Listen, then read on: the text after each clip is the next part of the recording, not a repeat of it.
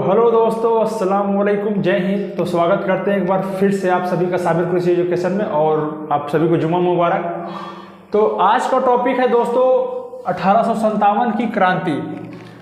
1857 की क्रांति का जो तत्कालीन कारण था दोस्तों, वो था चर्बी युक्त राइफल्स का होना। ठीक है ना, चर्बी युक्त राइफल्स का होना।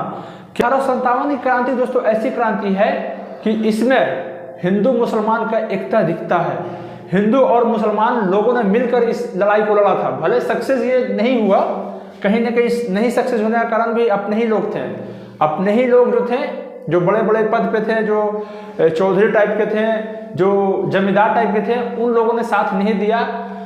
तो जो 1857 की क्रांति का जो मेन महत्वपूर्ण था दोस्तों संगठन था, वो हिंदू मुस्लिम एकता थी। ठीक है, 1857 का जो सबसे अगर बड़ा संगठन था तो हिंदू मुस्लिम एकता थी, जो उस समय का सफलता का कारण। ठीक है, तो पहले ब्राउन बेस जो राइफल था वो यूज होता था। उसके बाद दिसंबर 1856 में एनफील्ड राइफल लाया गया। एनफील्ड जो राइफल था वो गाय का चर्बी और सुअर की चर्बी मिलाए युक्त था। तो एक मतलब जो सिपाही लोगों में है ना, एक वायरल टाइप का हो गया कि यहाँ पर मतलब इस बंदूक में गाय की चर्बी और सुअर की चर्बी मिलाया गया है। तो इसी को लेकर विरोध किया गया दोस्तों। तो विरोध किया गया, तो सबसे पहले जो विरोध किया गया दोस्तों वो थे बंगाल के बैरकपुर के 34वीं नेटिव इन्फेक्ट्री के सिपाही थे, जिनका नाम था मंगल पांडे दोस्तों। जिनका नाम था मंगल पांडे।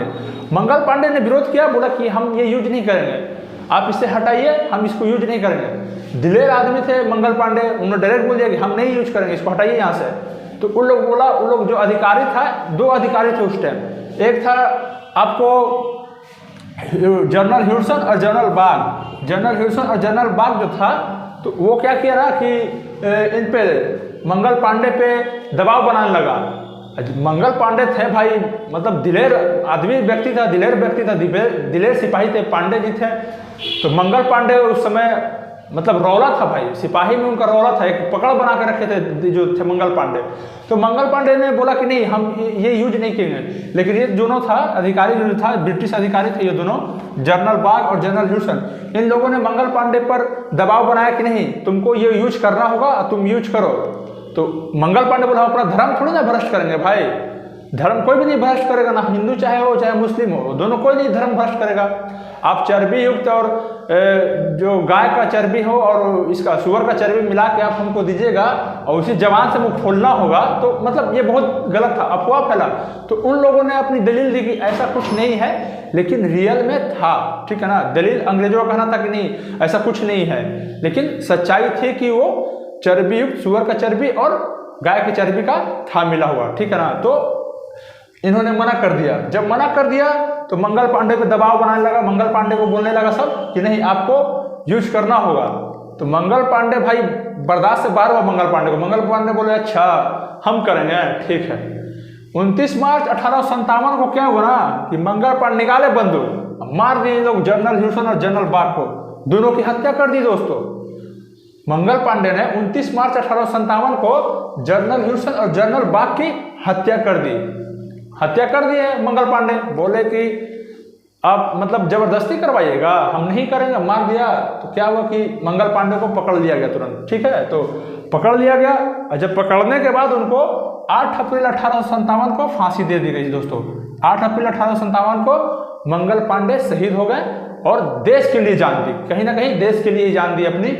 तो हम ये भी कह सकते हैं कि 1857 की ऐसी क्रांति है जो मंगल पांडे नहीं देख सके। मंगल पांडे ऐसे देशभक्त थे, मतलब मंगल पांडे ऐसे क्रांतिकारी हुए, मंगल पांडे ऐसे क्रांतिकारी हुए जो 1857 की क्रांति से पहले ही उनकी मृत्यु हो गई और उन्हें 8 अप्रैल 1857 को फांसी दे दी गई दोस्तों। तो आई होप आप समझते होंगे मेरी बात कि क्यों मतलब 1857 की क्रांति की शुरुआत हुई। तो क्या हुआ कि जब मंगल पांडे को दोस्तों, जब मंगल पांडे को फांसी हुई तो ये पूरा मतलब हर जगह खबर पहुंच गई, हर जगह खबर पहुंच गई कि मंगल पांडे को फांसी दे दी गई, मंगल पांडे को फांसी दे दी गई। एक क्रांतिकारी मतलब एक बोलने वाले थे मंगल पांडे जो थे ना, वो एक बोलने वाले व्यक्ति थे। ठीक है, तो मंगल पांडे को जब फांसी दी गई तो ये विद्रोह आगे बढ़ता गया। ये विद्रोह जो था ना, सब सिपाही लोग एकता होने लगे। जब सिपाही लोग एक होने लगे तो 10 मई 1857 को 20वीं नेटिव इन्फेक्ट्री, 20वीं नेटिव इन्फेक्ट्री इन्फेंट्री के सिपाही लोगों ने विद्रोह कर दिया। 10 मई 1857 को ही विद्रोह शुरू कर दिया था, जो कि विद्रोह होना था 12 मई से 12 मई से शुरू होना था दिल्ली से, तो हुआ, लेकिन 10 मई से ही सिपाही लोगों ने क्या किया कि मेरठ से विद्रोह की शुरुआत कर दी। जैसे मंगल पांडे को फांसी लगी ना, तो सब सिपाही लोग एक हो गए कि ऐसे कैसे हो सकता है, मंगल पांडे को फांसी दे दी गई। तो 10 मई 1857 को मेरठ विद्रोह शुरू हुआ कहाँ से? 20वीं नेटिव इन्फेंट्री से। दोस्तों देखिए, ये यहाँ पर एक इंपॉर्टेंट क्वेश्चन है कि यही पूछा जाता है कि सबसे पहले विद्रोह जो मेरठ से शुरुआत हुई वो कैमी नेटिव इन्फेक्टिव से हुई थी दोस्तों। तो याद रखना है 20वीं नेटिव इन्फेक्टिव से शुरू हो गई थी। तो 10 मई 1857 विद्रोह शुरू हुआ। तो दिल्ली में फिर सिपाही लोग क्या हुआ कि दिल्ली चले गए। तो फिर दिल्ली में 12 मई 1857 को विद्रोह वहां से शुरू हो गया, दिल्ली से शुरू हो गया। जो दिल्ली से दोस्तों, जो दिल्ली से अगर बात करें दिल्ली की, तो जो दिल्ली से नेतृत्व कर रहे थे 1857 की क्रांति का, तो वो थे बहादुर शाह जफर। कहीं ना कहीं दोस्तों अंग्रेज जो है ना, मतलब कब्जा करना चाहते थे, अपना यहाँ पर शासन लाना चाहते थे। मतलब वो तो कंपनी एक बैठाए थे, लेकिन उनका मकसद जो था वो देश में मतलब पूरा शासन करना, इसीलिए अपना मनमानी हर चीज करता था सब। और कहीं ना कहीं यहाँ के लोगों की भी गलती है दोस्तों, कहीं ना कहीं यहाँ के जो गद्दार टाइप के लोग हैं, कुछ पैसों की लालच में अपने ही लोगों को मरवा रहे थे, अपने ही लोग, कुछ लोग उसका साथ भी दे रहे थे। ठीक है, तो दिल्ली से 12 मई 1857 की शुरुआत हुई, जिसका नेतृत्व बहादुर शाह जफर कर रहे थे।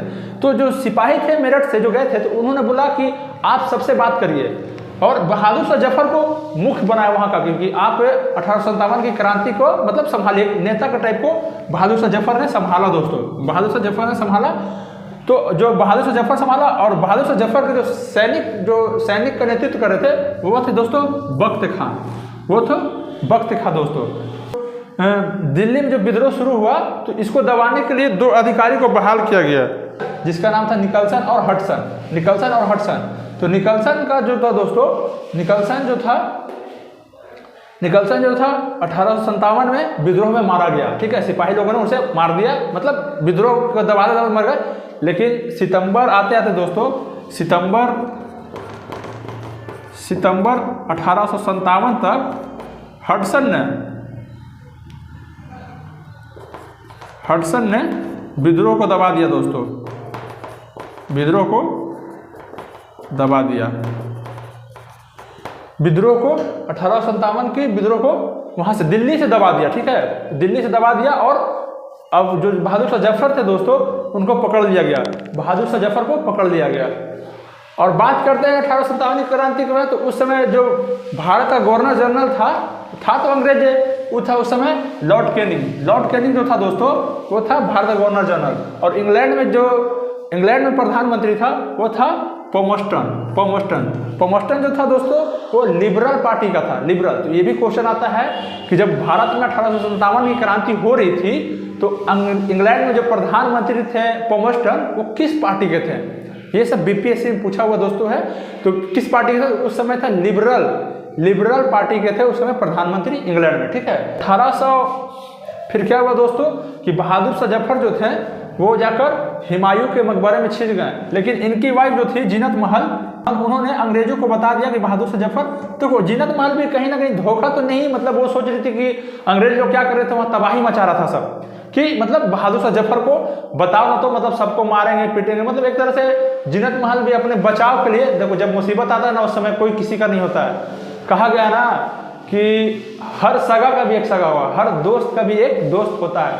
तो जीनत महल जो थी दोस्तों, वो बहादुर शाह जफर के बारे में बता दी कि बहादुर शाह जफर हुमायूं के मकबरे में छिपा हुआ है। तो फिर क्या हुआ कि अंग्रेज लोगों ने बहादुर शाह जफर को जाकर वहां से पकड़ लिया, और 1858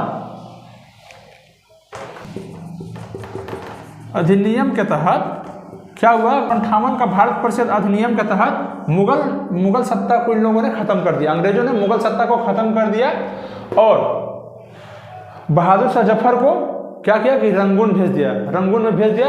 फाइनली बहादुर शाह जफर का 1862 ईस्वी में रंगून में ही मृत्यु हो गई दोस्तों। तो ये था आज का दोस्तों। आई होप कि आप इतना बात समझ गए होंगे हमारी। कहीं ना कहीं जो तत्कालीन कारण था दोस्तों, तो वही था, मतलब एनफील्ड राइफल का लाना है ना, चरबीयुक्त जो एनफील्ड राइफल का था, तो ब्राउन बेस की जगह एनफील्ड राइफल्स का लाना ही 1857 का तत्कालीन कारण बन चुका था।